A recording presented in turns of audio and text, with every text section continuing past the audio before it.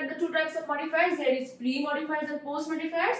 If there is any modifier that is placed before the head, it is pre, and placed after is post.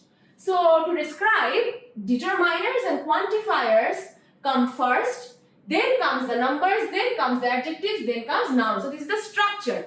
So let's see what it means. These shoes are very colorful. So first of all, what is these here?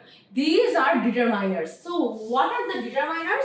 Determiners can be these, that for singular nouns, then these, those for plural nouns, right? So first comes the determiners before any nouns. Okay. She is worked in many companies. In this case, why is there she apostrophe s? In this case, she apostrophe s actually means she has. Okay. So to use a contraction, we can also use she's here. She's worked in many companies. So here many is definitely an adjective, but many is a quantifier. Quantifier tells you how much there is. So in that case, in the case of many, I can say more. What are the examples of quantifiers? I can say more, I can say a lot of, I can say some, little, few, none, right? So every, all of these words can be said as quantifiers. Okay. Then we look at numbers. The company has about 100 subsidiaries across the world. So once again, the word 100 is a number and numbers come before the nouns. And then she is one of my oldest friends. So oldest is an adjective. So you can see here, pre-modifiers are actually the main rule for identifying pre-modifiers are these. That you can have a determiner, you can have a quantifier or number or adjectives. All of these will come before your noun. So these parts are called pre-modifiers because they are placed before the noun. So there are four types of pre-modifiers as you can see here. First of all, adjective. We already know what are adjectives. Big is describing my pillow here. Political is describing my isolation here, and so on. So then we see a participle which has ed in the ending, like restricted. So restricted has an ed ending. So we say ed participle. Improved, ed participle. Fixed, ed participle. Okay. So in the beginning of a noun, if you put any word which has ed in the end, and first of all it has to be a verb, and with a verb then it has to be an ed. In this case, this will be called an ed participle, and this is once again a type of pre-modifier. Then we see ing participle. Ing participle means flashing light. So in this case, I am putting an ing after the verb here. A growing problem. Once again, I am putting an ing after the verb here, and an exhausting task. Okay.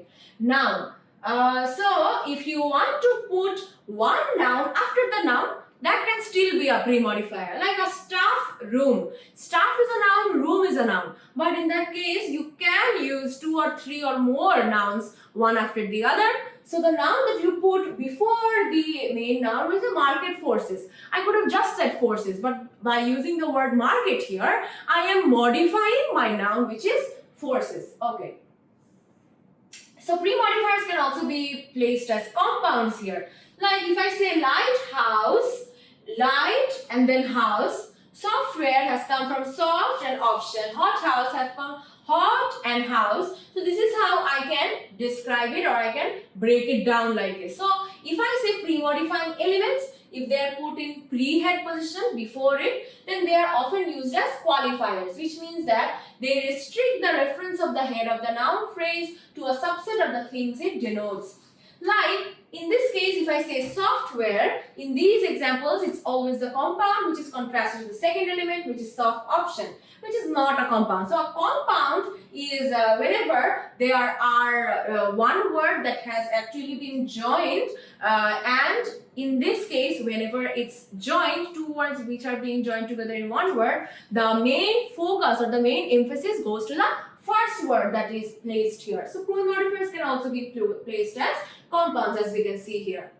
Sometimes there can be excessive pre-modification. This means that whenever we write something, whenever we want to describe it in details, what we do is before the main noun, we want to go for excessive explanation. And this can cause a lot of chaos. This can cause disruption or any unknown variable, or you can find it a lot of confusing. Like if I say a particularly disturbing feature of scientific writing is excessive pre-modification or the piling up of adjectives or words being used adjectively in front of a noun. Like a mobile hopper-fed compressed air operated grist blasting machine.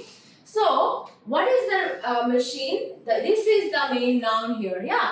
So if I want to describe this machine, I could just say grid blasting machine. But in that case, I am actually explaining this machine with how many modifiers? Let's see.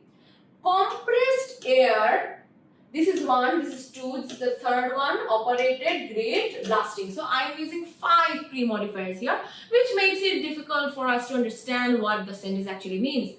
So in this case, I could just place it in this way, where a mobile grid blasting machine, comma, fed from a hopper and operated by compressed air and so on. So you can use these conjunctions and, but, because, and also you can use commas in order to prevent this from happening.